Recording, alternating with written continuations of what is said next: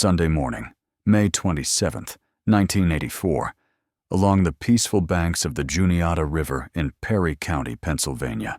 A man fishing spotted a large cardboard box drifting near the water's edge, soaking wet and unusually heavy. Curious, he pulled it closer, opened the lid, and froze at the sight of a black trash bag tied shut inside. He carefully tore open the edge of the bag, then recoiled in horror.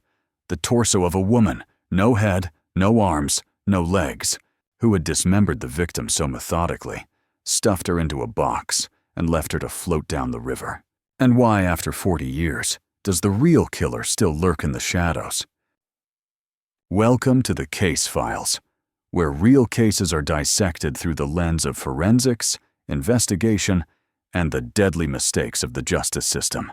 Today, we're diving deep into a haunting story that has spanned decades. In this episode, we're taking a deep dive into the infamous case of the body in the cardboard box, the murder of Edna Posey, and the wrongful conviction of Donald Ruby. Part 1. The horrific discovery by the Juniata River. The Juniata River wound through the lush green forests of Perry County, Pennsylvania, in the spring of 1984. A fisherman named Robert, a local familiar with the area, was enjoying a peaceful Sunday morning. He discovered a large cardboard box blocking the riverbank, not far from the Juniata Bridge, looking like it had just slid down from the slope. The box was soaking wet, abnormally heavy, covered in mud and leaves on the outside. Robert pulled it to shore, opened the lid, and found a black trash bag tied tight, giving off a strange smell that made him shudder. He used a stick to carefully tear open the edge of the bag, and what he saw inside made him scream for the police immediately. It was the torso of a white woman, about 30 years old, whose head and limbs had been professionally severed. Perry County police quickly sealed off the scene, noting drag marks from the high road down to the grassy area near the river. The bushes above were crushed down, suggesting someone had pushed or thrown the box from above, not that it had drifted naturally. On the cardboard box, they found a small puncture hole with grease around it mixed with white foam pieces. These small details would later become the center of controversy in the drawn-out investigation. The torso was taken to the morgue, and the case began with a temporary name, Jane Doe. Part 2. Forensic Examination and the Nameless Woman. At the Perry County Forensic Lab, experts began the difficult task with an incomplete body. The victim was a white woman, approximately 30 to 35 years old, average build with 3 large moles on her abdomen. There was a clear scar in the lower abdominal area, and she wore blue jeans with a belt featuring a zodiac buckle.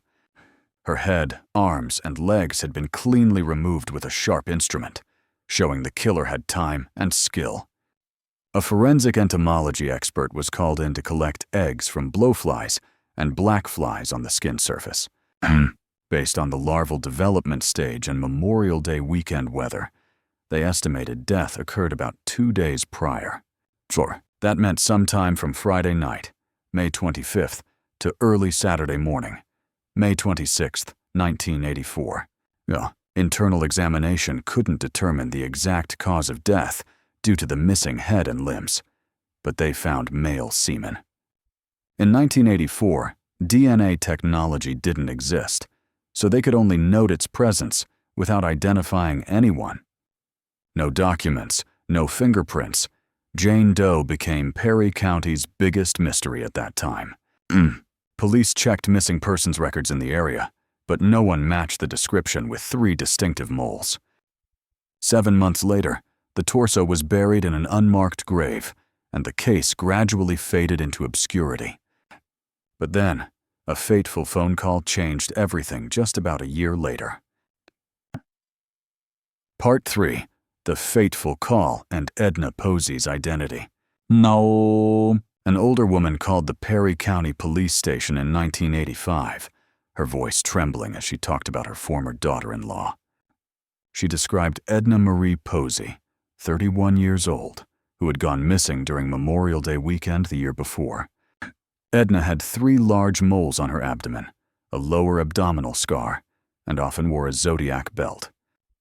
These features matched Jane Doe perfectly, prompting police to exhume the body for verification immediately. Age, build, clothing, everything matched to an undeniable degree. Jane Doe was officially named Edna Marie Posey, a single mother from Harrisburg, Pennsylvania. Edna was born in 1953, had an 11-year-old son named Randy, and lived a turbulent life before disappearing. She had been nearly homeless, drifting between bars, with fleeting relationships and drinking.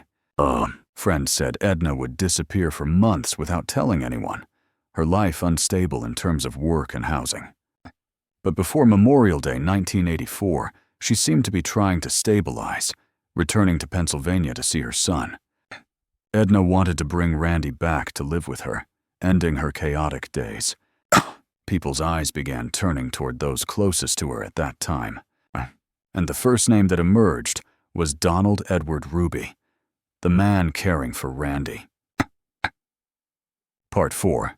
Donald Ruby. Benefactor or predator? Donald Edward Ruby, 42 years old in 1984, worked as a railroad engineer in the Harrisburg area. He had no biological children but was famous in the community for leading a local Boy Scouts troop. Ruby and his wife often took in boys from single-parent families, especially those lacking fathers.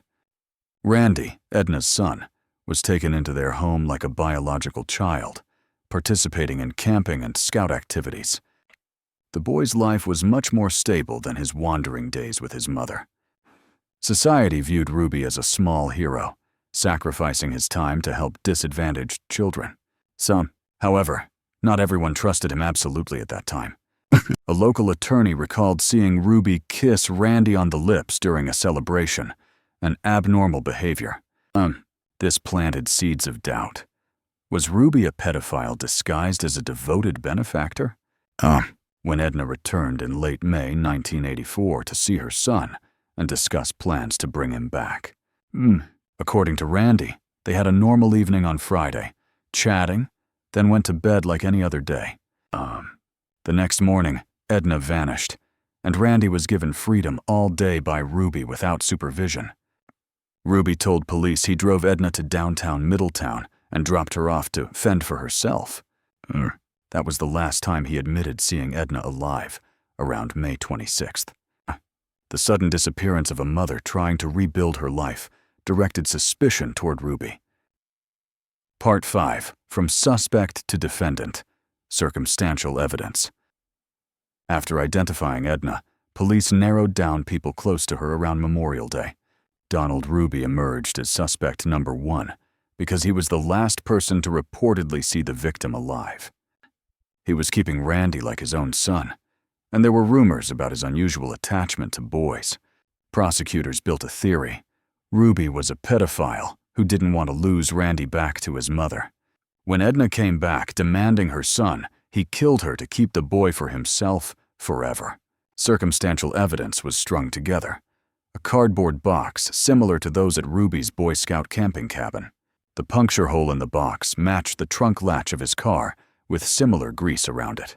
Inspection of Ruby's trunk confirmed the same type of grease, though thousands of other cars used the same kind. The brutal dismemberment showed an effort to erase identity, consistent with someone wanting to hide the crime. Randy mentioned hearing a strange noise Friday night, like someone falling from a bed in his mother's room. Combined with the entomology estimate, the time of death fell right when Edna was at Ruby's house. In 1986, Ruby was arrested on first-degree murder charges. In 1987, the first trial ended with a life sentence, and Edna's family breathed a sigh of relief. But Donald Ruby always maintained his innocence, and the real story was just beginning. Part 6. Forensic Entomology. Golden Evidence or Fatal Error. The initial entomology expert was the key factor in convicting Ruby at the 1987 trial. Fly eggs on Edna's body were analyzed, concluding death occurred Friday night at Ruby's house.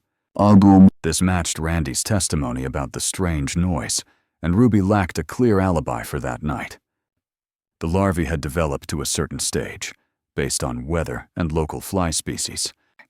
But Ruby sat in prison for 6 years, always insisting he was innocent and pointing to Edna's boyfriends. His new attorney requested a review, focusing on easily flawed scientific evidence. They brought in Dr. Neal Haskell, one of America's leading forensic entomology experts. Haskell examined the dried-up fly egg samples in petri dishes from 1984. He discovered a fatal problem. Samples were scraped off with tissue fragments and blood, becoming food for larvae. This condition caused larvae to develop faster than normal, fooling the initial estimate. In reality, eggs were only laid shortly before the body was discovered on Sunday. Death likely occurred Saturday night, May 26th, or early Sunday morning, not Friday. Ruby had a solid alibi for Saturday, overturning the entire prosecution theory. Science had spoken, but would it be enough to reopen the doors of justice? Part 7. DNA and New Evidence. 3 Mysterious Men. What? When DNA technology became available in the early 1990s, semen samples from Edna's body were retested. The shocking result: semen from 3 different men, none of them Donald Ruby. Moreover, motile sperm were found, which only survive a maximum of 24 hours after death. This reinforced a later time of death, falling on Saturday or Sunday. Weather data showed no dew on Sunday morning, as the initial hypothesis suggested. The cardboard box couldn't have slid down the night before, but was likely dumped near the time of discovery. Scientific evidence not only excluded Ruby, but also opened up new investigative directions. Edna had an unstable lifestyle, countless fleeting relationships at Harrisburg bars. The 3 mysterious men could be among her casual lovers. Ruby was granted a retrial after 6 years in prison in 1992. The second trial became a battle between science and social prejudice. Would the jury be willing to reject the pedophile image already ingrained in their minds? Part 8. The Retrial. Science versus Prejudice. At the 1992 trial, the defense presented Dr. Neal Haskell as the key witness. He detailed the storage error that caused the insect estimate to be off by a full day. A semen expert confirmed DNA from 3 strangers, completely excluding Ruby. Saturday's alibi evidence was reinforced by witnesses and work schedules. The prosecution still clung to the image of Ruby being too attached to Randy, the abnormal lip-kissing behavior. They argued he had motive to keep the boy, the type of person willing to kill a child's mother. Randy, now 21 years old, changed his testimony. Childhood memories were faint, uncertain about the noise. The defense attacked the cardboard box puncture hole. Thousands of cars used similar latches and grease. The lubricating grease was too common to be decisive evidence in the case. After days of fierce litigation, the jury deliberated and declared Ruby not guilty. Edna's family was shocked, outraged, believing a cold-blooded killer had escaped justice. The investigator could only shake his head. Don't try to guess what the jury thinks. They decide, and we have to live with it. Legally, Ruby was free, but the Edna Posey case remained hanging in the balance. Part 9, 40 years later, the stain of unclosed justice. By 2024, Edna Posey's murder remained an unsolved cold case in Pennsylvania. Her son Randy, now middle-aged, continues to appeal for information on local media. He suspects Ruby due to his dark temperament, having seen him explode easily. The cardboard box resembled those at the Boy Scout cabin, but evidence was too vague to prosecute. Double jeopardy law prohibits retrying Ruby for the same crime after acquittal.